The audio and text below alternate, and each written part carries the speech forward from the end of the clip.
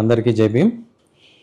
మీ అందరికీ తెలుసు, నేను ఎప్పుడు కూడా ఎన్ని సందర్భాల్లో మాట్లాడినా కూడా ఏ ఒక్కరి గురించి నేను వ్యక్తిగతంగా ఎప్పుడూ విమర్శలు చేయలేదు, నేను చేయను కూడా. అలాగే దళితులకు సంబంధం లేని విషయాలు వాటి గురించి కూడా నేను ఎప్పుడు మాట్లాడను. అంటే ఉదాహరణకి ఈ రాజధాని ఎక్కడ ఉండాలి ఏంటి అనే అంశం కానీ మరొకటి కానీ దాని మీద నేను ఎప్పుడు పాజిటివ్గా కానీ నెగిటివ్గా కానీ నేను ఎప్పుడు మాట్లాడాల. మన సంబంధం లేని విషయాలు మనం ఎందుకు మాట్లాడాలనేది అది ప్రభుత్వం ఎలా అనుకుంటే అలా చేస్తుంది. కానీ దానిలో దళితులకి ఇంత మేలు ఉంది, ఇలా ఉంది అని ఎవరన్నా చెప్పి కన్విన్స్ చేస్తే దానికోసం నేను మాట్లాడగలను, అంతవరకు. ఎనీవే, ఇప్పుడు టాపిక్ ఏంటంటే, నేను జనరల్గా అతను వీడియోలో అవి చూడను, కానీ మొన్న ఎవరో పంపించారు, చూసా. మీరు ఏదన్నా చెప్పుకోవచ్చు, నాకు వ్యతిరేకంగా మాట్లాడుకోవచ్చు, మీకు వాక్ స్వాతంత్రం ఉంది, దాని గురించి నేనేమన్నాను. కానీ వాడే భాష ఏమిటి, వాడు వీడు అని మాట్లాడతాడు. ఎరా గవిడి గేదెలాగా పెరిగావు, నీకు సంస్కారం లేదేంట్రా? మీ అమ్మ నాన్న నీకేం నేర్పించలేదా? పశ్చిమ గోదావరి జిల్లాలో ఎవరినైనా సరే పనిచేసే వాళ్ళని కూడా చాలా మర్యాదగా బాబు అని పిలుస్తాం.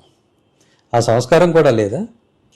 వాడు వీడు హాఫ్ కోటు నీకేంట్రా, నేనేం వేసుకుంటే నీ సొమ్ములతో కొనిచ్చావా?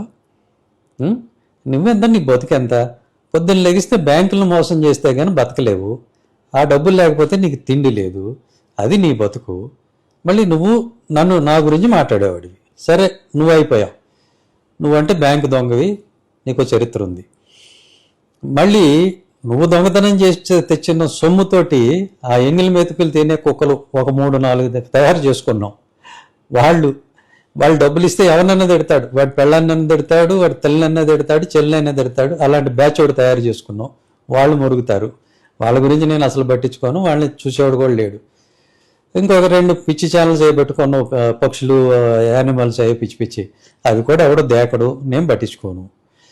సో కాకపోతే నువ్వు ఏదైనా మాట్లాడు, నా గురించి ఏదైనా సరే విమర్శ చేయ, నాకేమి అభ్యంతరం లేదు. కానీ సంస్కారం అనేది ఒకటి ఉంటుంది, హద్దులు అనేవి కొన్ని ఉంటాయి. అవి దాటేసి మాట్లాడేస్తే ఎవరు పడుండ్రు. ఒళ్ళు దగ్గర పెట్టుకొని మాట్లాడు, అర్థమైందా? ఏదో గేదె వాటం వేసుకుని నువ్వును మేము అనలేమా వాడు వీడని? నువ్వెంత, నీ బతికెంత, నీ దొంగ బతికి మళ్ళీ నువ్వు నన్ను అనేవాడివా? అడు ఒళ్ళు దగ్గర పెట్టుకొని మాట్లాడి ఈసారి మాట్లాడినప్పుడు, లేకపోతే ఇంకా చాలా గట్టిగా తిట్టాల్సి ఉంటుంది. Take care.